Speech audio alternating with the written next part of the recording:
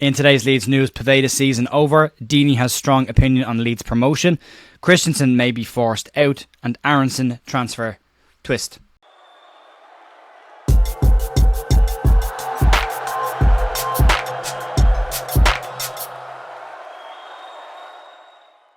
Hiya folks, Joe here, Friday morning, the 12th of April with your Leeds United news. Two really quick updates, one that might not get out in time, but there will be a matchday preview tonight with Andrew Stats Dalton. Keep an eye out for that ahead of the Blackburn game. And also at 1 o'clock today over on Or to Know Better channel, I'm going to be with Luke talking to Kieran Maguire around the profit and sustainability results that Leeds had yesterday. So if you want more information on that, you can check that out at 1 o'clock if this video gets out in time, which I'll hope it will. Anyway, moving on. Let's start off with the news, and we'll start off with the information that's come out today around Ian Poveda, one of several Leeds United players out on loan but may have seen his season finish earlier. Ian Poveda has done really well at Sheffield Wednesday since moving there on loan in January. Poveda is hoping that his loan will be turned into a permanent deal, with talks happening behind the scenes at the club around the deal. Manager Roll has been quite impressed by the player so far this season since he arrived at the club, and there has been public talk about a permanent deal being done. With Sheffield Wednesday in a relegation zone, they will need every single player available to them for the run-in, but according to the Sheffield Star, manager Roll has now said that there's a possibility that Ian Poveda may have played his last game of the season, but there is slight hope he might get back just before the end.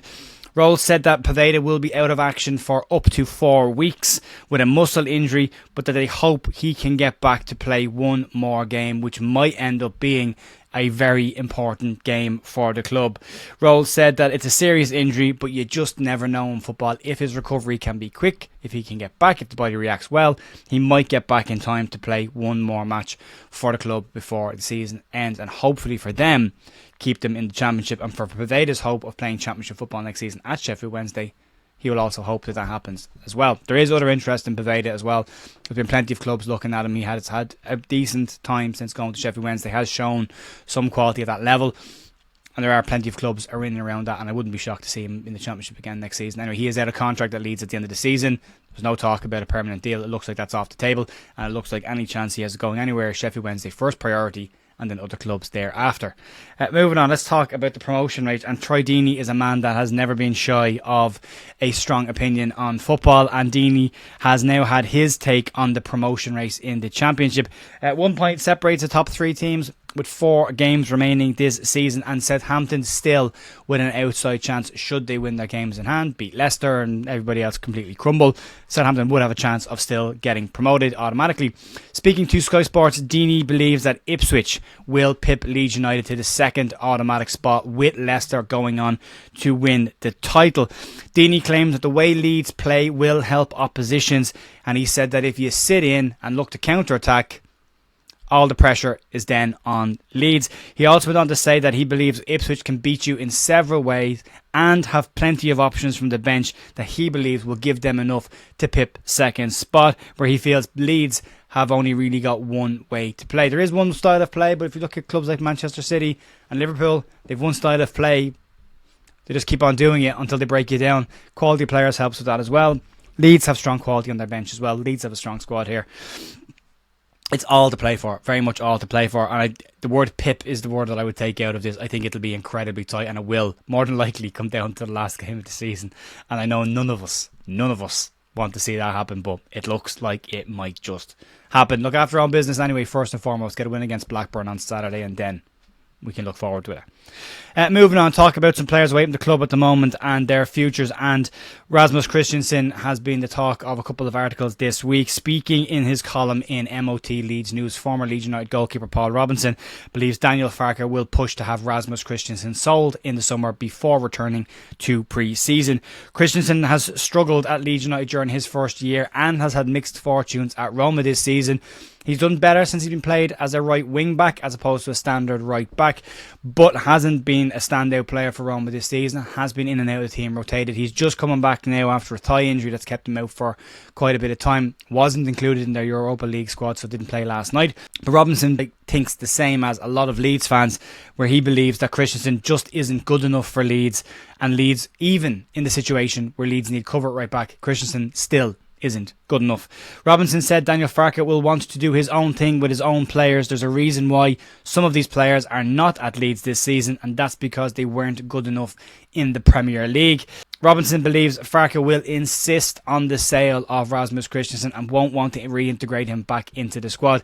Farke has said the quote we all heard about the food doesn't taste the same when it's been reheated in the microwave.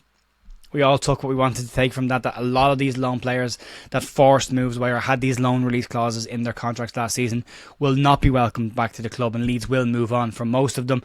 It's going to be tough for some of them to find clubs. They might end up in a weird limbo situation where they're sitting in the reserves, and Leeds there is no reserves anymore, but sitting in solitary training on their own, not part of the team group. But I'm sure there will be somebody that will take Christensen. Whether they'll pay 10 million for remains to be seen, and that's the question. But there's a lot of talk around the clubs that have the Leeds loan players and that know they have these loan release clauses next season should Leeds not go up, and all of a sudden they're all looking for cut price deals because it looks like Leeds might just get promoted and they won't get them on loan again next season, which clearly is what these teams were hoping. And then moving on to the final story of the day, short enough video today, folks. Brendan Aaronson. Has been a lot of talk about him over the last couple of weeks, but it now seems that the Leeds United loanee over at Union Berlin is now facing a problem around his summer move to the German outfit. According to Bild in Germany, they believe that Union Berlin do not find it financially viable to sign the American international from Leeds United. It also goes on to say in this article that they've also not been impressed in general with what Aaronson has contributed this season, and for that they don't believe that the fee Leeds would look for is a reasonable fee based on what the player has brought to the club this season. Aaronson himself recently has talked about his desire to stay at Berlin. He's hyped up the fans, he's hyped up the club, what they've done for him and his family. He feels very at home there and has very much said that he believes there's an option to stay there, but he can't talk about it in too much detail, at least right now. That now appears to be taken off the table, for now at least. If they don't have the money to buy the player for what Leeds are looking to sell him, Leeds have admitted they're probably looking to sell the player and will maybe take a cut price deal on what they paid for him in order to offload the player and try and make up that difference with other player sales elsewhere. It looks like Berlin would be happy to take the player if they can get him at a lower price than Leeds value him at right now, and that's another club. Add Roma for Llorente, Christensen, Betis for Roque. All of these clubs are now seriously looking for cut price deals in order to get the players away from Leeds United and signed for their teams for next season. It's going to be a tricky one for them to do that. I keep saying it, I think there's a good player in Brendan Aaronson, but he hasn't got a future at Leeds United. Well, even if he comes back, someone else is going to have to drive him around. He's been banned from driving in the UK, so if he does come back, he's going to need a chauffeur for a bit. But I'd be shocked to see him everywhere Leeds United shirt again, or any of these players, not out of any malice, but they left the club. Club's moved on. Farke has made his comments about the players pretty clear. Chances of Leeds bringing these back are unclear. The club have already said that they're possibly looking at a cut price deal for the player, so there will be a sale there. If Berlin can't take him, somebody else will. Leeds will look to offload all of these loanee players at the end of the season. Mark Rock is still flopping around in Spain as well about Betis looking for a cut price deal. Players bought a house there. They're all trying to move on with their careers, but not for less than what Leeds value them at. They've still got contracts at the club, and they still need to be honoured. Folks, that's it for me for today and for the week. I'll be back on Sunday morning for a match review from the Blackburn game, and we'll have the preview tonight with Andrew Stats Dalton. So keep an eye out for that if you want to watch that. The usual stuff, match day information, both sets of team news from both squads, press conferences today, and the statistics you need to know going into the game.